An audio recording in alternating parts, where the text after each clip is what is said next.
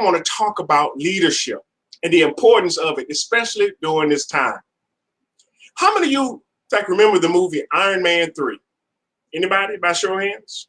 I'm a huge Marvel fan, by the way. You know, I will say that Iron Man 3 wasn't my favorite movie of the trilogy. But one thing that stood out to me about that movie was that during the course of the movie, the main character, Tony Stark, he was having these panic attacks because of what happened in the first Avengers movie, the attack on New York City. And throughout the movie, he was having these flashbacks and he was having these panic attacks. And he found himself just at his wit's end. And a lot of you watching me right now may feel the same way. You're at your wit's end, you don't know what to do, and you may be even having panic attacks. But one of the things that really was the turning point in the movie, he had, in fact, befriended this little boy, and he was having a panic attack, and he was talking to this boy over his cell phone, and the boy told him, he said, "Why don't you just build something?" And in that moment, he stopped having a panic attack because he realized he had everything he needed in order to address the situation. So why am I telling you about this movie? Why am I bringing up Iron Man 3?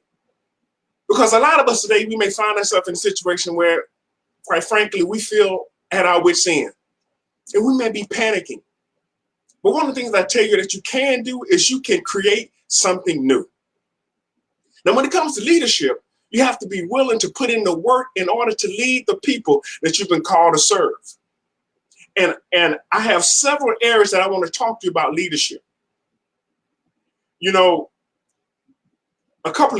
actually last year, I can tell you one time I felt like a child again. I felt like I was an 8-year-old boy. And I felt like I had gotten a brand new toy for my birthday. And that was when I was creating my Next Generation Speakers magazine.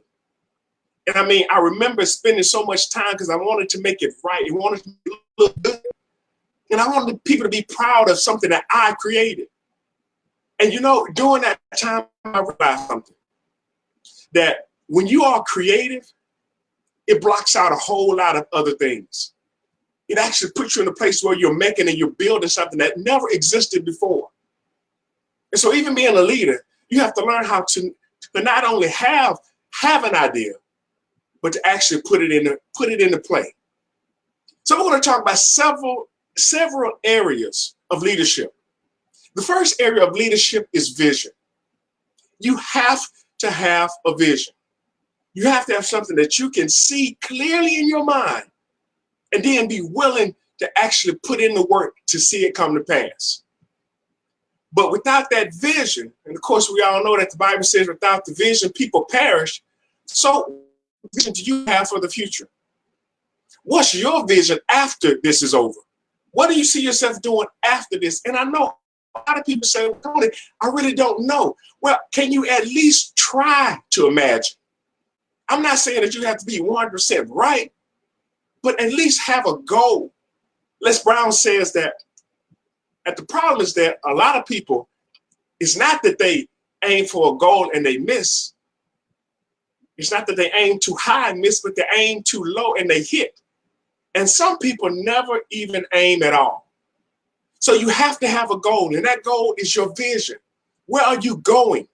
Especially if you are a leader, you need to make sure that you have a clear vision for where you want your organization, your family, your business, where you want them to go and be. That vision is so critical because that should be the driving force behind everything else. The next thing that I would say that you need to have is not just a vision, but you need to have passion. You have a passion vision. In fact, the vision should incite the passion. When I had the vision for my magazine, that made me passionate about putting it together, about spending that time working on it tirelessly to make sure that it looked just right. So your vision should inspire your passion, and it should cause you to actually move to action to see that vision come to pass. But not only do you have a passion for your vision, but there has to be some planning.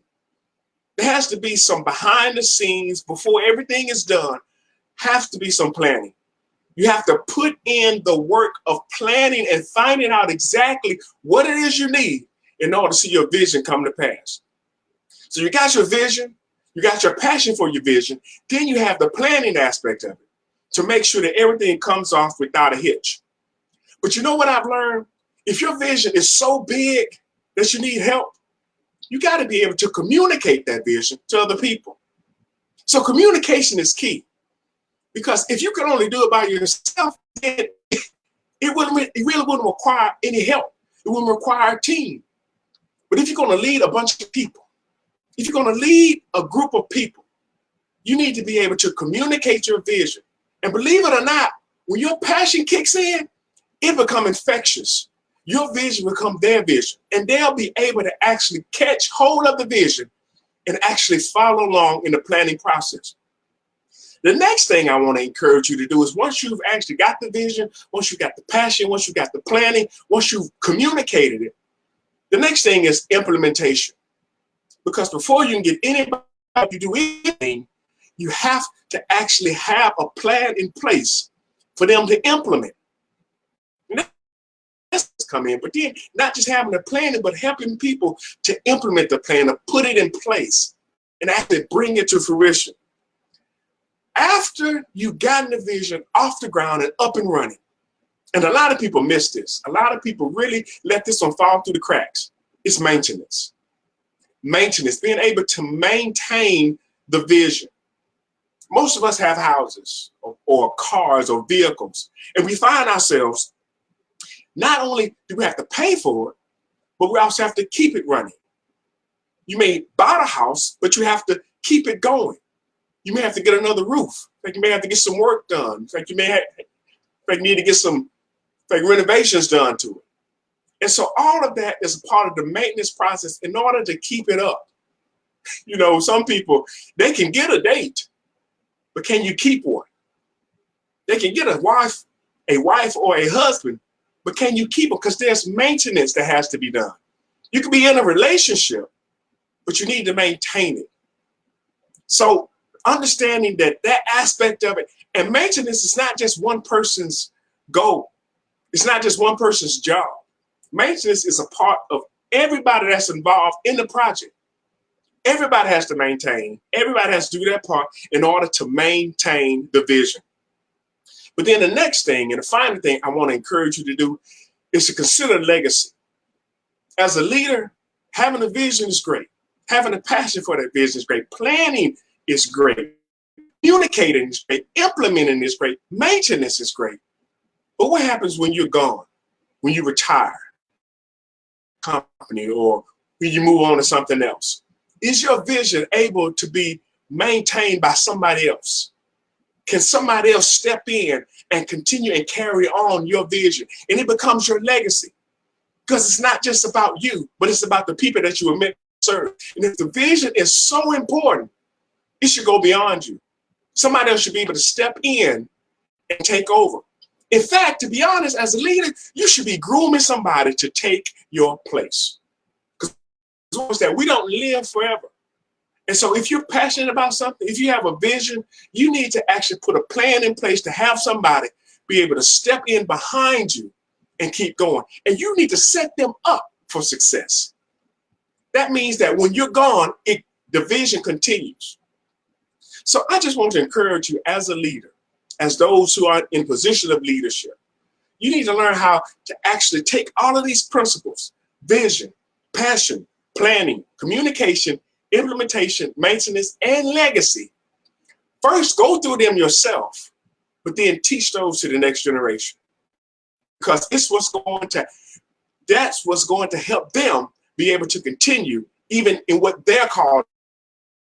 So with that being said, I want to encourage each and every one of you to actually take these steps to heart and make sure that you put them in place in your job, in your career, in your relationship, in your marriage, because that's what's going to make a difference in whether or not you see the goals that you want to see and that your vision comes to pass.